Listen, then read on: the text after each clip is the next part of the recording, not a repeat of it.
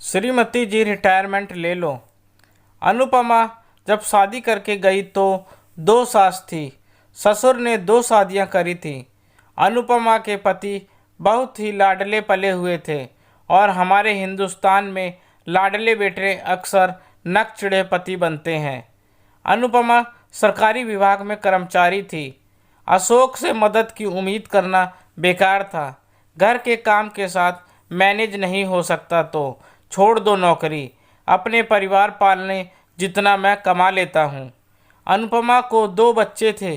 दोनों बच्चों की देखभाल में दादियों का अहम रोल था।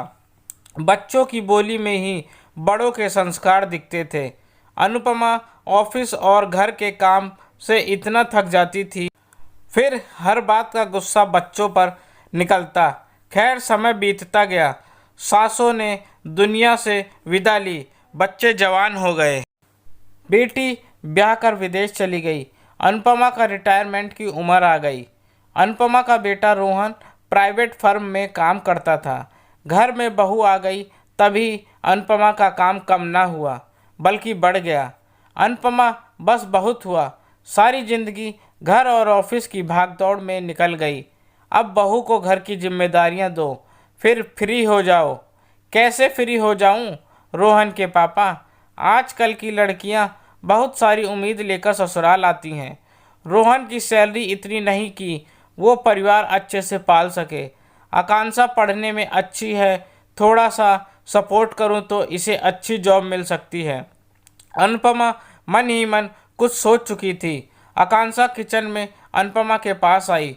बैंक पीओ का फॉर्म पकड़ाते हुए, बहू ये बर्तन छोड़, ये सब मैं देख लूँगी। रोहन बुक्स ले आया है, तुम पढ़ाई शुरू करो। पर माँ, मैं बैठकर पढ़ूं, आप काम करो, ऐसा कैसे? मेरे में जब तक ताकत है मैं संभाल लेती हूँ। मैं जॉब से निकलूँ और तुम लग जाओ, तब तक मैनेज करना है। एक और मेड रख लेंगे, तुम बस पढ़ाई करो। अनुपमा के लिए ये निर्णय लेना आसान नहीं था, पर अपने बच्चों के फ्यूचर के लिए तो माँ कुछ भी कर गुजरती है। रोहन अपने पिता से स्वभाव से अलग था। वो समझ रहा था माँ ये सब उसके लिए कर रही। वो माँ के हर काम में हाथ बटाता। अशोक अपना मस्त, उन्हें कोई फर्क नहीं पड़ता। घर के काम बहू करे, सास करे या फिर बेटा करे, वो तो रिटायरमेंट के बाद सारा दिन आराम से निकालते। अपने रेडियो का आवाज़ कम नहीं कर सकते। देख नहीं रहे बहू पढ़ रही है, उसको डिस्टर्ब होगा। तुम मेरे आराम से जलती हो श्रीमती जी। रिटायरमेंट ले लो, अब तुम्हारे काम की उम्र नहीं। अनुपमा ने चुप होने में ही समझदारी समझी। बहू की बैंक में सरकारी नौकरी लग गई। बहू की नई अनुपमा की मेहनत रंग लाई। ये सब मम्मा आपकी वजह से हो पाया, नहीं तो मैंने शादी से पहले भी एग्ज़ाम दिए पर कभी सेलेक्ट नहीं हुई। आपका साथ, आपके प्रोत्साहन ने मुझे सफलता दिलाई। आपने मेरी माँ से बढ़कर मेरा साथ दिया। अनुपमा का संघर्ष अभी खत्म नहीं हुआ। बहू ट्रेनिंग पर जाती, उसी बीच गर्भवती हो गई। अब तो अनुपमा का काम और बढ़ गया, क्योंकि छोटे बच्चे के साथ घर ऑफिस सब देख पाना मुश्किल था। सो अनुपमा ने साल भर अपने ही रिटायरमेंट ले लिया। पोती को संभालने का काम और मुश्किल हो गया, क्योंकि बहू की तरक्की होती गई। अलग अलग जगह ट्रांसफ़र से बहू को वहां जाकर रहना पड़ता। बहू नई जगह कैसे रहेगी? सो अशोक की ड्यूटी लगाई गई। हर वीकेंड पर अनुपमा रोहन आकांक्षा के पास चले जाते या फिर आकांक्षा और अशोक घर आ जाते। कुल मिलाकर सारा घर आकांक्षा की जॉब के हिसाब से सामंजस्य बिठाकर चल रहा था। कई सास इतना नहीं कर सकती मम्मा जितना आप करते हो। मैं हर सोमवार जब जॉब के लिए निकलती हूँ, मेरी बेटी मुझे हंसकर बाय करती है। सिर्फ आपके साथ की वजह से मैं उस गांव में भी खुश और निश्चिंत हूँ। मेरी सासों ने मेरा पूरा साथ दिया था, आज मैं भी वही तो कर रही हूँ। अनुपमा की आंखों में संतोष था। आकांक्षा का ट्रांसफ़र अपने शहर में हो गया। आखिरकार घर वालों की भागदौड़ खत्म हुई। बहू ऑफिसर बनकर अपने शहर आ गई।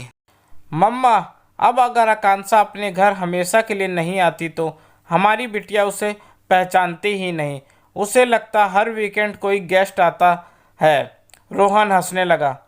अब आकांक्षा और अनुपमा मिलकर घर संभालने लगे। अनुपमा के अलावा पोती किसी के हाथ से ना खाती। बच्चे प्यार के भूखे होते हैं। दादी ने पाला तो दादी की तरफ झुकाव स्वाभाविक था। सालों बाद अनुपमा की बेटी पूनम विदेश से आई। बेटी से घर की में रौनक सी आ गई।